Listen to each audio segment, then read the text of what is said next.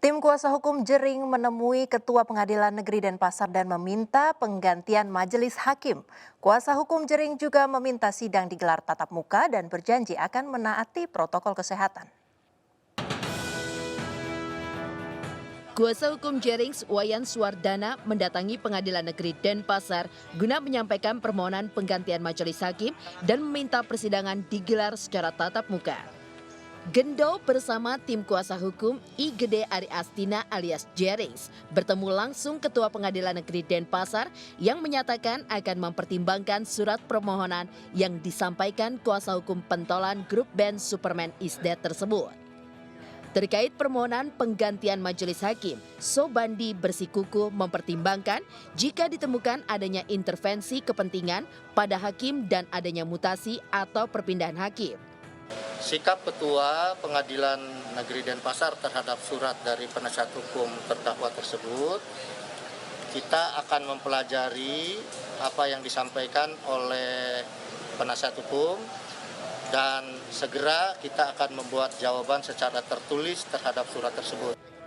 Sementara itu, kuasa hukum Jerings berjanji jika permohonan sidang tatap muka dikabulkan, pihaknya akan mematuhi protokol kesehatan dan meminta pendukung Jerings yang hadir di pengadilan juga melakukan hal yang sama. Kami memohon kepada Ketua Pengadilan Negeri Denpasar sebagai berikut. 1.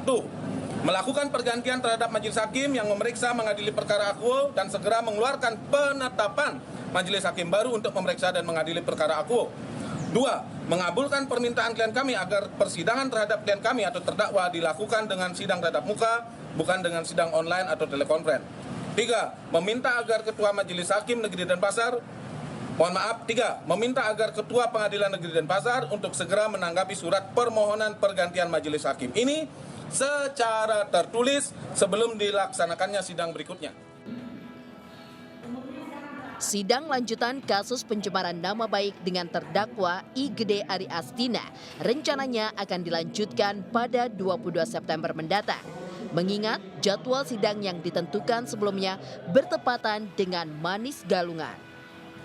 Sebelum Ketua Pengadilan Negeri menanggapi permohonan kuasa hukum Jering secara tertulis, sidang mendatang diagendakan digelar secara online.